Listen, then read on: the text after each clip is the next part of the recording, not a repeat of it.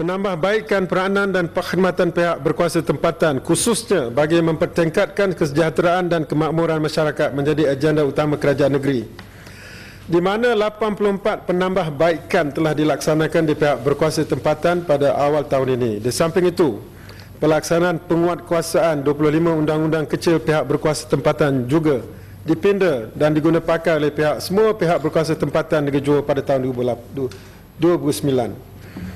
Satu lagi ialah pihak berkuasa tempatan akan mengambil langkah juga untuk memperluaskan penggunaan EM ini melalui program Bio-Community yang akan dilaksanakan di kawasan dan premis-premis pihak berkuasa tempatan seperti pasar awam, gerai-gerai, kolam kumbahan, tapak pelumpusan sampah, taman-taman awam serta tapak semayan.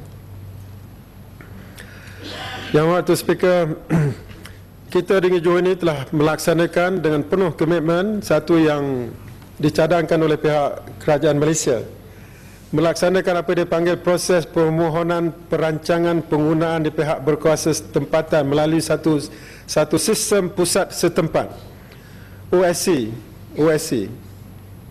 One Stop Center dipanggil dengan izin. One Stop Center telah pun bermula dilaksanakan di setiap kawasan majlis tempatan di Negeri Johor ini. Bermakna permohonan akan dipertimbangkan dalam tempoh yang paling singkat dalam satu mesyuarat secara bersama oleh semua jabatan yang berkaitan dengan permohonan tersebut.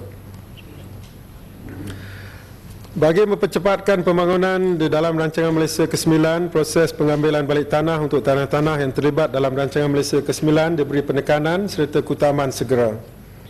Kita harap bahawa semua projek-projek kerajaan persekutuan akan dapat kita laksanakan dengan sebegitu rupa supaya masalah tanah tidak berbangkit yang boleh melambatkan pelaksanaannya. Yang Berhormat Speaker,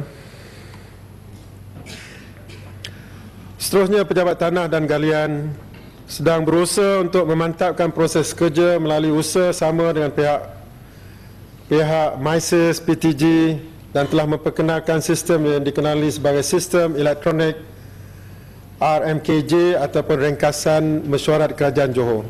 Sistem ini berfungsi bagi mempercepatkan urusan untuk dibawa ke majlis mesyuarat kerajaan, di mana permohonan-permohonan yang dikendalikan oleh pentadbiran tanah Johor termasuk di kawasan Iskandar Malaysia akan disasar untuk diselesaikan dalam tempoh sebulan berbanding 3 bulan sebelum ini. Kerajaan negeri akan terus memberi perhatian terhadap isu-isu tunggakan yang berlaku dalam beberapa urusan pentadbiran tanah. Dari September 2007 hingga 2008, pentadbiran tanah Johor telah berjaya menyelesaikan sebanyak 10,318 permohonan tanah. Usaha berterusan untuk menyelesaikan semua tunggakan-tunggakan perumahan tanah dan dalam masa yang sama menyelesaikan fail-fail semasa telah dibantu oleh task force yang dilantik secara kontrak. Dan pada tahun 2008 maka bermulalah satu task force yang telah disusun semula yang berpangkalan di Pejabat Tanah dan Galian Johor dan akan bergerak ke seluruh daerah untuk menyelesaikan kes-kes tunggakan permohonan tanah, termasuk sama ada tunggakan yang ada di kampung-kampung ataupun tunggakan yang ada di kampung-kampung baru di seluruh negeri Johor.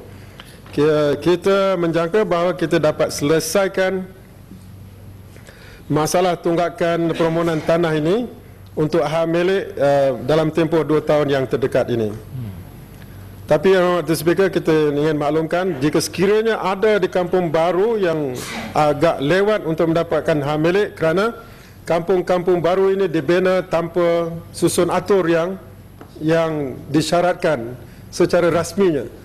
Ada yang tak cukup jalan, ada yang tak ada parit, Yang Speaker. Tapi walaupun begitu, task force ini akan bertindak sebegitu rupa supaya dapat menyelesaikan juga segala kekurangan-kekurangan yang diperlukan untuk menguraikan hak milik, supaya masalah hak milik ini akan jelas diselesaikan untuk pemilikan sama ada pekebun kecil ataupun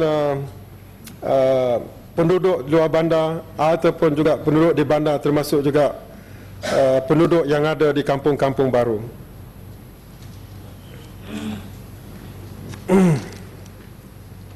Yang Berhormat Tuan Speaker, seterusnya saya ingin merujuk kepada beberapa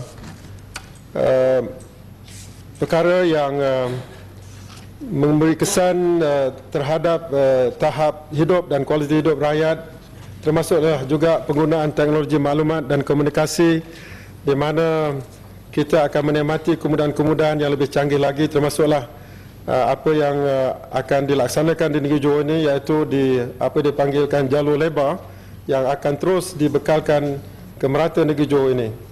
Seterusnya, Yang Berhormat Tuan Speaker, kita juga mengambil langkah untuk membangunkan kemudahan pembelajaran dalam bidang agama, di mana kita akan melaksanakan pada tahun hadapan dan seterusnya 54 buah lagi sekolah-sekolah agama di seluruh negeri Johor yang memerlukan